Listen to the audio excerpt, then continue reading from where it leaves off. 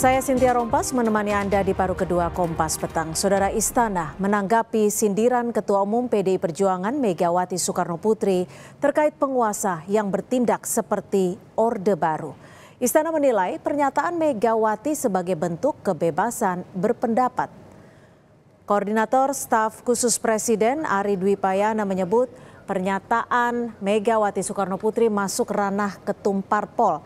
Namun Ari Dwi Payana memastikan pernyataan Mega itu adalah cerminan negara demokrasi, di mana siapapun bebas berpendapat. Sebelumnya Megawati Soekarno Putri menyebut penguasa saat ini bertindak seperti Orde Baru. Hal itu ia sampaikan di Rakornas Ganjar Mahfud di G-Expo Kemayoran, Jakarta.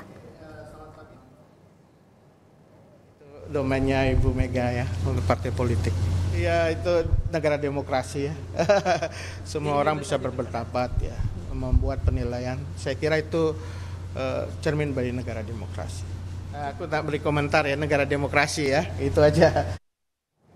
Sementara Sekretaris Tim Kampanye Nasional Prabowo Gibran Nusron Wahid menegaskan, jika tidak ada upaya pemerintahan Presiden Joko Widodo berlaku seperti Orde Baru. Nusron menilai pemerintahan Jokowi masih terbuka untuk kritik dan tidak pernah ada upaya pembungkaman seperti Orde Baru. Jadi kami melihat tidak ada tanda-tanda nyata bahwa kekuasaan hari ini yang dipimpin oleh Pak Jokowi ini mengarah kepada praktek Orde Baru, karena syarat-syarat itu tidak ada. Salah satu syarat lagi Orde Baru bisa melakukan itu adalah kalau di dalam partai itu politiknya itu adalah partainya sangat terbatas, cuma 3. Sekarang partainya 18. Yang nomor 3 adalah salah satu ciri-ciri Orde Baru adalah ada pembungkaman kepada orang-orang yang berbicara, yang kritis terhadap pemerintah itu dibungkam.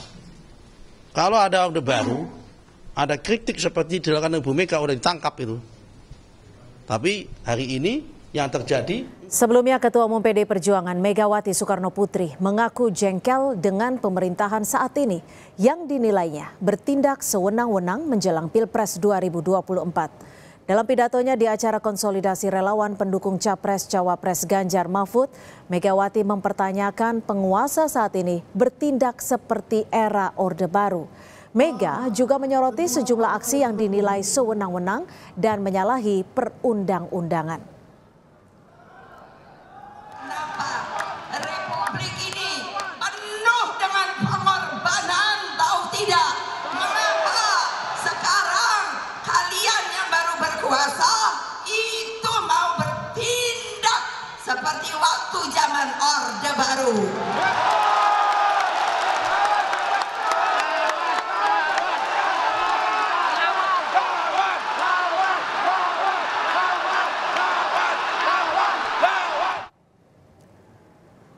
Terkait kritik Megawati soal penguasa seperti zaman Orde Baru, kita bergabung dengan juru bicara Tim Pemenangan Nasional Ganjar Mahfud, Deddy Sitorus, Staf Sus Mensesnek Valdo Maldini, serta peneliti Pusat Riset dan Politik BRIN Firman Nur. Selamat sore Bapak-Bapak, terima kasih sudah bergabung bersama kami di Kompas Petang. Selamat sore. Baik, kita akan ke Pak Deddy terlebih dahulu. Bang Deddy, ini pernyataan Bu Mega ini spesifikasi ditujukan ke pemerintahan Pak Jokowi, seperti itu?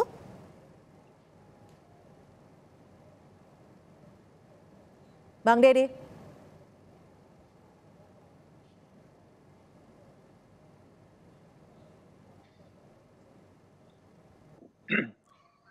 Baik, saya akan ke Bang Deddy Sitorus. Bang Deddy, ini pernyataan Bu Mega ditujukan spesifikasikah ke pemerintahan Pak Jokowi atau seperti apa?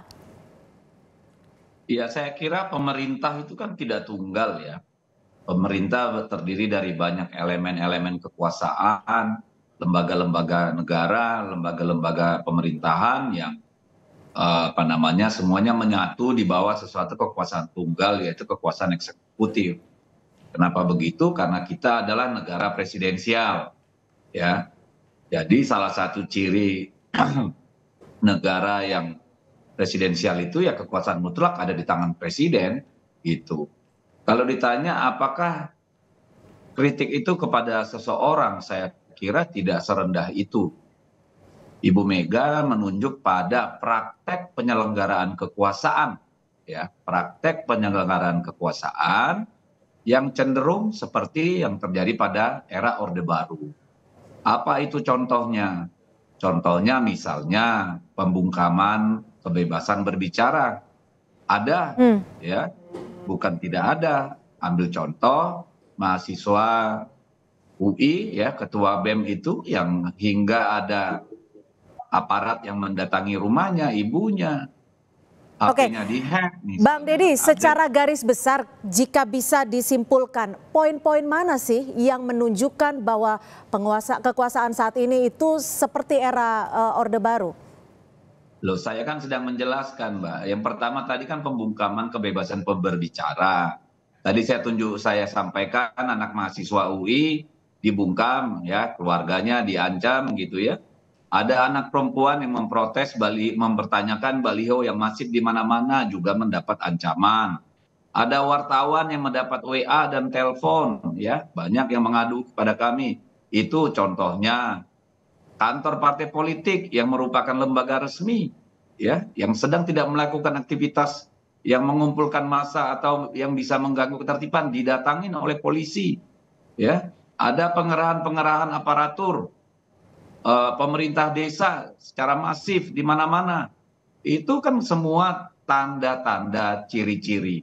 Lalu kalau kita mau merujuk ke belakang lagi, sudah berapa banyak orang yang masuk penjara, ya, quote and quote, yang berseberangan atau memberikan kritik, ya, walaupun dengan landasan ITE, ya, hukum ITE misalnya begitu. Tetapi ya itu sudah banyak terjadi gitu. Dan yang paling membuat miris itu kan ketika semakin nyata dan vulgar bagaimana instrumen-instrumen negara itu bergerak.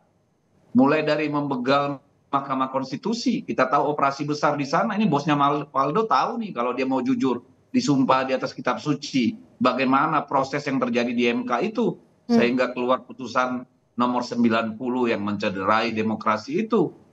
Bagaimana partai-partai politik dikonsolidasikan dari awal. Baik. Semua patuh dan taat pada presiden, kekuasaan terpusat pada tangan presiden. Sehingga dua koalisi partai politik itu adalah atas dasar perintah presiden. Dan itu diakui oleh mereka. Oke, saya akan ke Mas Faldo. Bagaimana tanggapan Anda soal kritikan Mega terkait penguasa seperti Orde Baru, Mas Faldo? Ya, makasih Mbak Cynthia. Salam hormat Bang Deddy, Bang Firman juga. Yang pasti kita menghormati Bu Mega, itu pasti. Beliau adalah tokoh bangsa, seorang nasionalis yang pernah menjabat jadi presiden, bahkan kita menyebutnya Ibu Presiden kelima, putri dari proklamator Pak Karno, Ibu Fatmawati, Mbak Puan juga, ya, Ketua DPR, nah kurangnya apalagi gitu. Jadi pastilah kita hormati, apalagi partainya partai besar, menguasai Republik 10 tahun.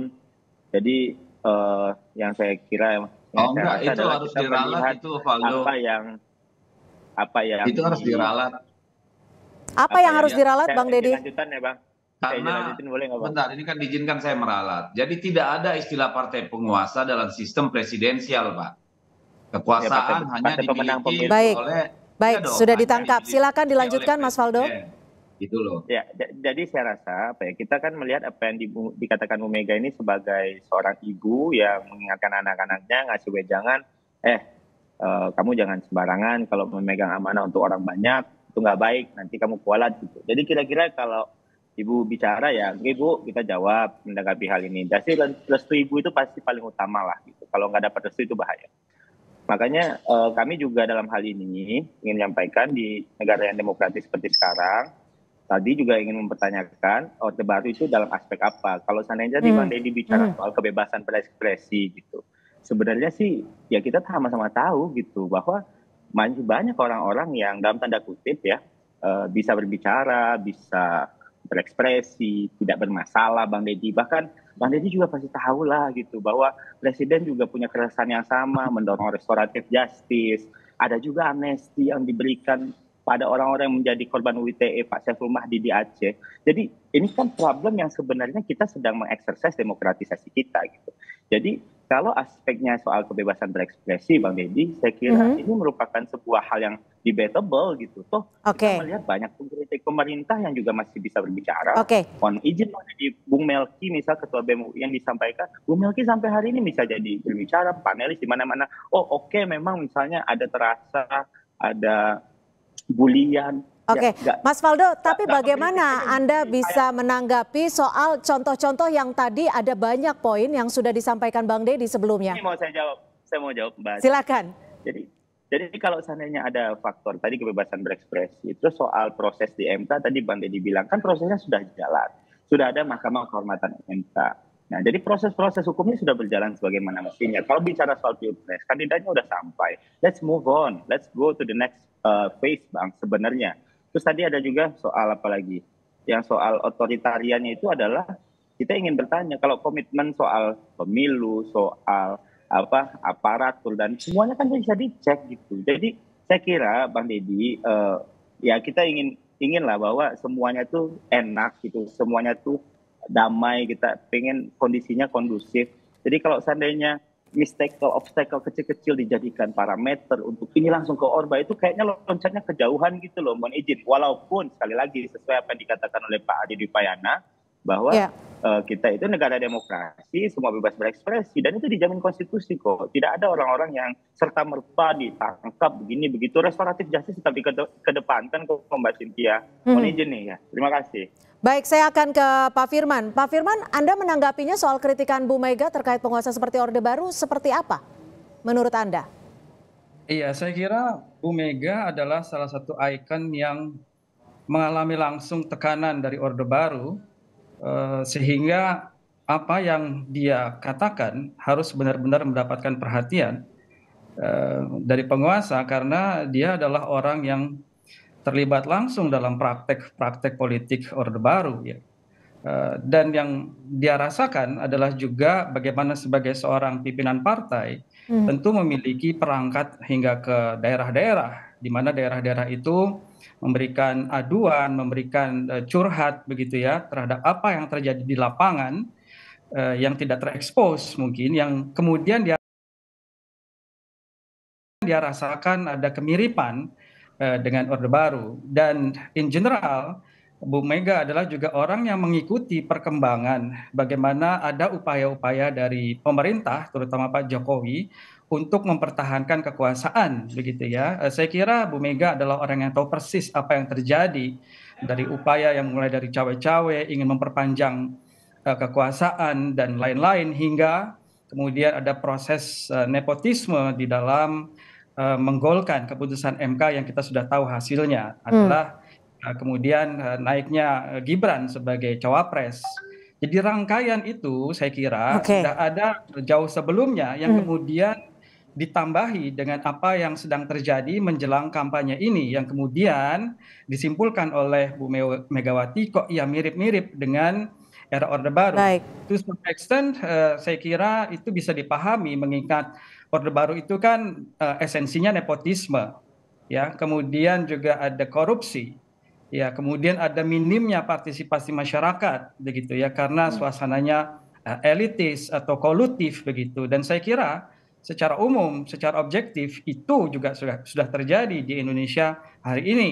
Itulah mengapa kemudian skor demokrasi kita pun tidak menggembirakan. Saya kira juga Faldo tahu, Bang Deddy tahu itu, kita semua tahu gitu. Dan dalam hal ini mungkin tidak sedrastis Orde Baru, tapi untuk betul-betul bisa dibilang terlepas dari bayang-bayang Orde Baru pun ya tidak terlalu benar.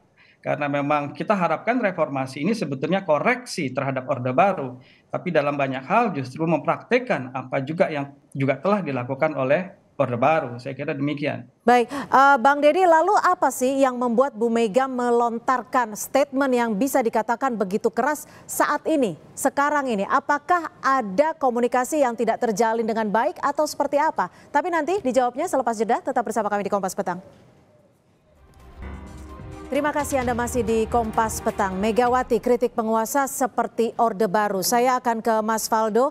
Mas Faldo, kalau tadi Pak Firman sempat menyinggung bahwa saat ini ada situasi yang dinilai hampir atau sedikit mengarah ke Orde Baru, meskipun tidak separah Orde Baru. Seperti ada upaya cawe-cawe politik dan juga nilai demokrasi yang menurun. Bagaimana Istana menanggapi hal ini? Ya, soal demokrasi kita udah sering banget diskusi ya Mbak Cynthia, bahwa memang terjadi democratic backsliding di dunia hari ini. Negara-negara maju juga angka demokrasinya juga cenderung turun kok gitu. Sementara kita negara yang demokratis, multi partai itu masih bisa mempertahankan dan ada stagnasi kok di angkanya itu. Stagnasi yang nggak turun loh ya. Ada dalam range 6 sampai 7 lah. Dan itu komentar untuk Pak Firman. Jadi kita itu bingung gitu. Otoritariannya itu di mana gitu, karena itu perlu dielaborasi, karena saya yakin betul ya statement Bu Mega itu adalah menjaga iklim demokrasi kita. Sepakatlah kita nggak mau kembali ke zaman Orba, kita komitmen kok akan berpesta demokrasi dengan riang gembira, pasca pemilu kita rekonsiliasi, kita udah komitmen dari hulu ke hilirnya, kita nggak memelihara konflik pasca pemilu, mau siapapun yang menang. Kita itu juga bingung ini konfliknya buat siapa, lebih tepatnya di mana. Kami memahami betul Bu Mega hidup di zaman Orde Baru, merasakan bagaimana tidak enak di keadaan zaman itu. Pasti nggak enak banget. Jadi kalau di Orde Baru itu kan sebenarnya pemerintah tertutup. Hari ini pemerintah terbuka atas segala kritik. Kalau zaman Orba, orang kritik hilang. Hari ini emang begitu? Kan enggak gitu. Kalau memang ada ya kita proses, sama-sama kita proses. Kalau ada yang hilang pasca mengkritik.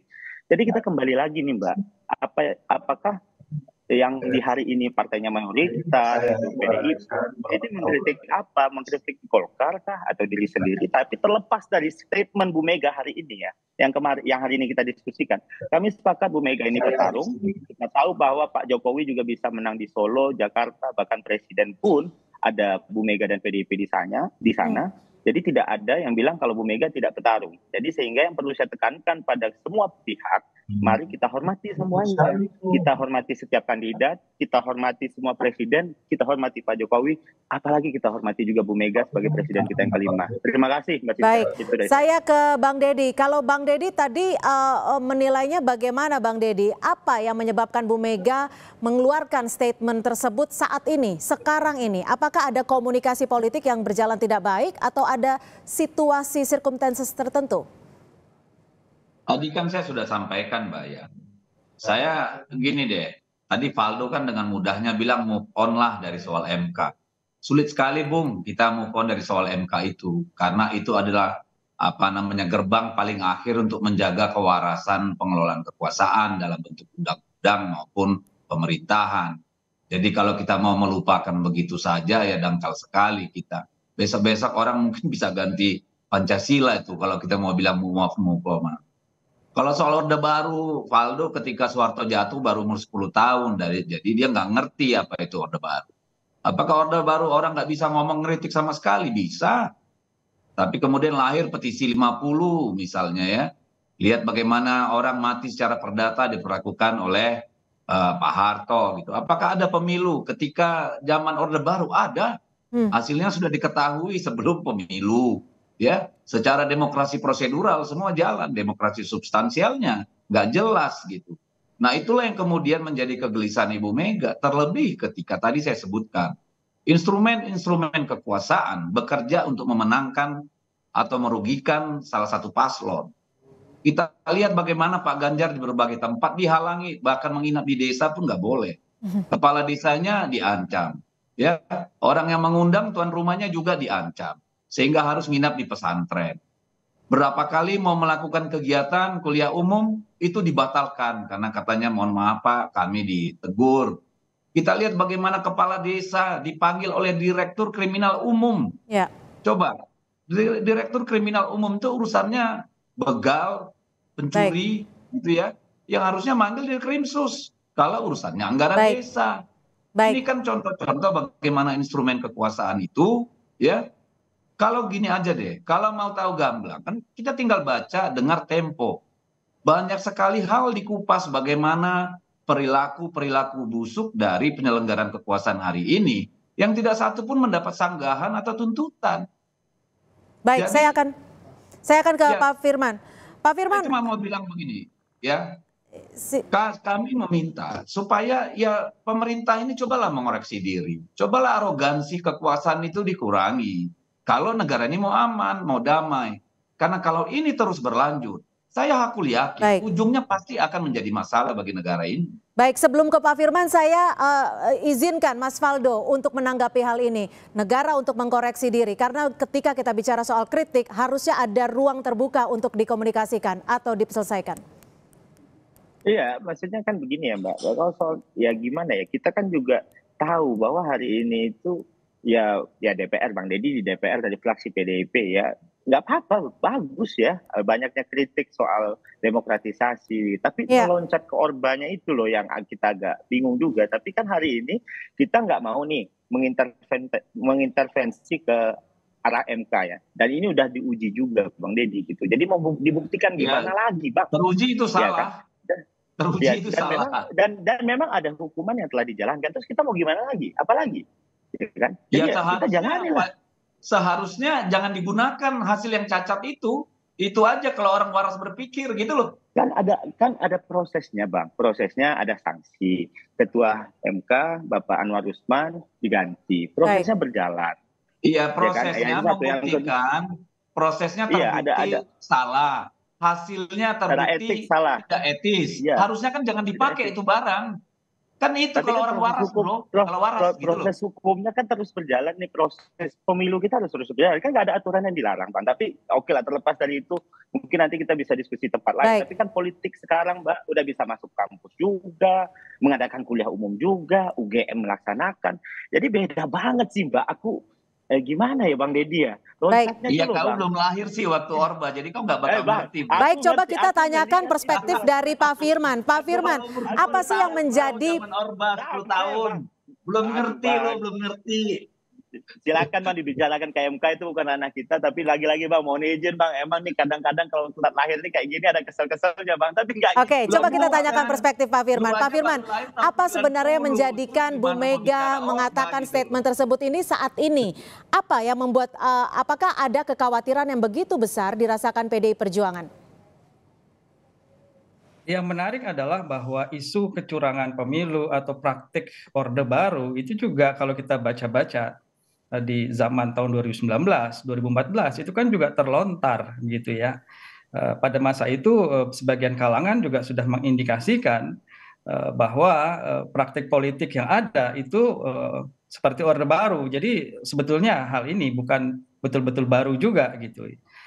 Dan mengapa sekarang? Tentu saja ini berkelindan juga dengan kepentingan untuk berkompetisi secara politik begitu. Dan perlu diingat bahwa kegusaran-kegusaran yang semakin meningkat secara objektif adalah pada saat terutama terpisahnya gerbong antara Pak Jokowi dengan PDIP begitu. Jadi ini menjadi satu hal yang kemudian dijadikan alasan atau mengalami satu pembenaran secara kompetisi politik untuk melakukan saya kira satu respon terhadap apa yang terjadi pada saat ini. Bisa jadi situasinya akan agak berbeda kalau memang tetap sejalan antara Pak Jokowi dengan Ibu Mega begitu. Tapi kan kemudian kita lihat secara objektif sudah terpisah dan sekarang Ibu Mega sebagai bagian dari kekuasaan itu sudah mulai merasakan bagaimana praktik yang dirasakan oleh oposisi sebetulnya selama ini begitu. Kalau sebelumnya adalah menjadi bagian dari kekuasaan, saat ini saya kira sudah terlepas dari kekuasaan sehingga mulai merasakan dan mulai sensitif dan juga mulai mengalami insekuritas juga dengan situasi politik yang terjadi begitu saat ini. Baik, terima kasih. Mungkin sedikit Mbak ya, saya terakhir ya. Singkat saja. Saya juga nanti setelah Bang Deddy. Ya, singkat. Saya cuma mau bilang begini. Kenapa ini menjadi masalah bagi kita? Satu-satunya sumber masalah adalah soal bagaimana yang terjadi di MK. Kalau Pak Prabowo itu berpasangan, apakah itu dengan Pak Erick Thohir, apakah itu dengan Kofifa atau siapapun, saya kira tidak akan terjadi yang seperti ini. Baik, sudah ditangkap. Itu sudah dialami ketika Ibu Mega menjadi presiden, lalu menteri-menterinya bersaing dalam kampanye dalam pilpres, tidak ada masalah. Tapi ini adalah persoalan yang bagi Ibu Mega sangat mendasar. Baik, terima kasih. Dikit, Mbak. Oke, singkat saja, Mas Faldo, waktunya. Kandidasi bukan ranah presiden. Yang kedua, pemerintah hari ini juga banyak kader-kader Bu Mega. Terima kasih, Mbak. Lu mau kosong aja rakyat tahu Baik, semua. baik. Jangan suka kayak bos mula, lain di depan, lain di belakang. Udahlah, budaylah Faldo, jadilah orang muda. Baik, next time kita akan lanjut dialog dengan ruang yang lebih terbuka untuk membahas hal ini. Terima kasih juru bicara TPN Ganjar Mahfud, Bang Deddy Sitorus. Terima kasih Mas Faldo Maldini, staf sus dari Mensesnek, dan juga Pak Firman Nur, peneliti Pusat Riset dan Politik BRIN. Selamat sore, terima kasih untuk waktunya.